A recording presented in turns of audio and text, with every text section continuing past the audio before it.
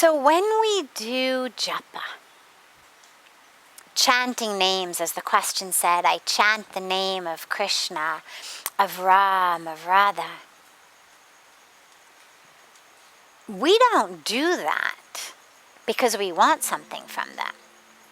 It's not, hey Krishna, hey Ram, Radhe Radhe, I wake up in the night, could you make that not happen? That's bargaining.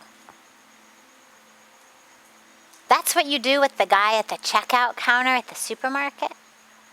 Like, hey, I've got this Insomnia thing and I've got $10 in my pocket. If I give you my $10, will you give me something for Insomnia? Japa is not a bargain with the guy or the gal in the marketplace. Our prayers are not bargaining tools. And there's been no promise ever in any of the scriptures that says, take my name, worship me, pray to me, and I promise you'll never have insomnia. Promise you'll never wake up in the night. I promise you'll always be taken care of. I promise you'll never get sick.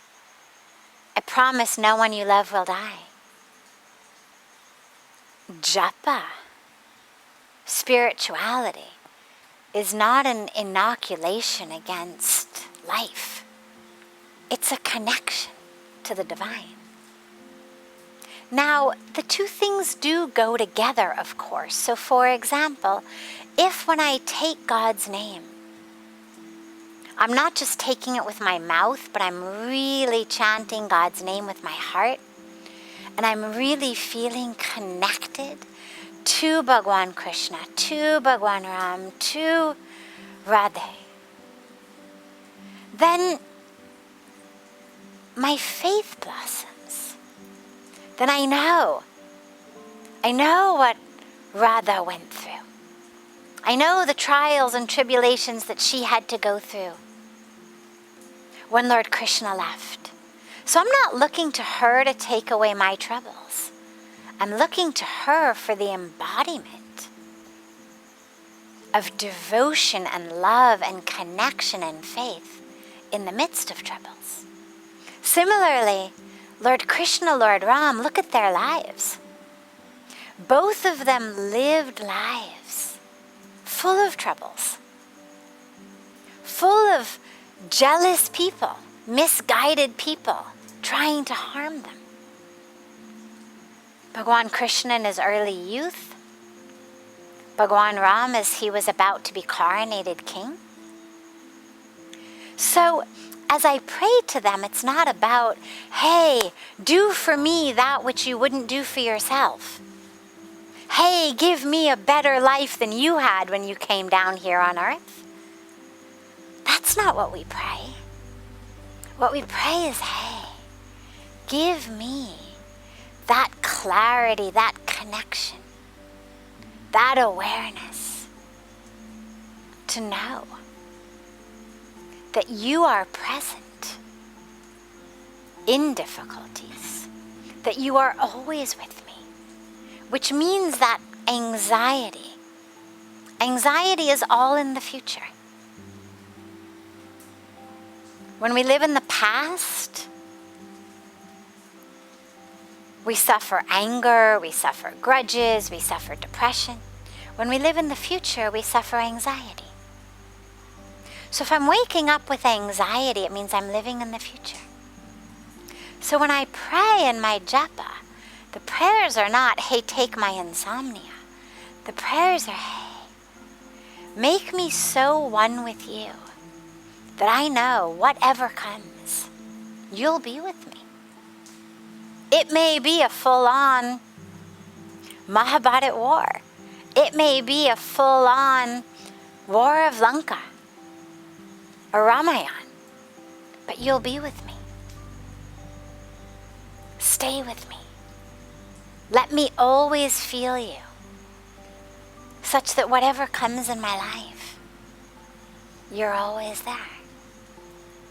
That's what'll keep us from waking up in the night. It's not God's assurances that nothing will happen, but it's our ability to live in the present, not the future, with faith.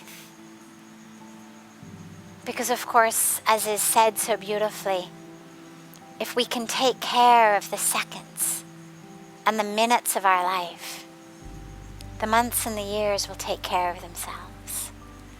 So if I can, in this moment, be connected, be full of faith, be full of love, then I don't need to be anxious about tomorrow, because I know tomorrow I will also be able to be anchored and connected and grounded and full of love, whatever may come. And next year, I will also be able to be anchored and grounded and connected and full of love.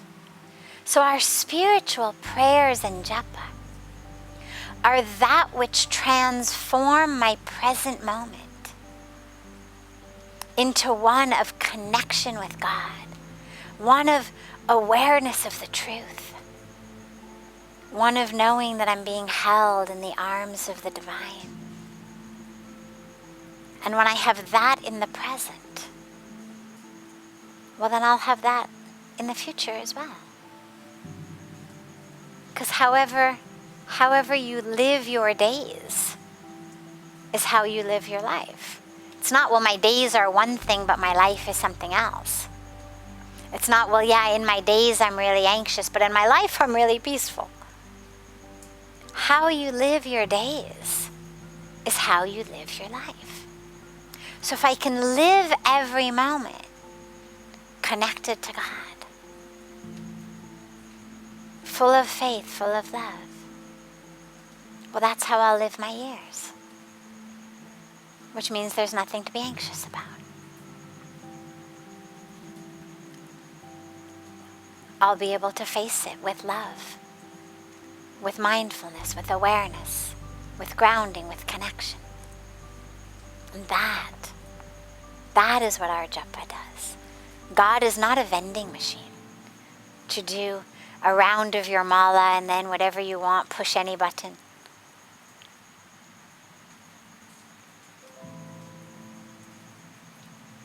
That connection with God gives us the whole reason we're here. Not just a bargain to sleep through the night or not have the stock market crash on you or get the job you want. So as you do your japa, fill your heart with love and connection and faith. And if you still wake up in the night, it's God saying, do more japa. Do the japa in the middle of the night when you wake up. It's just an opportunity to do more japa. Keep letting it go.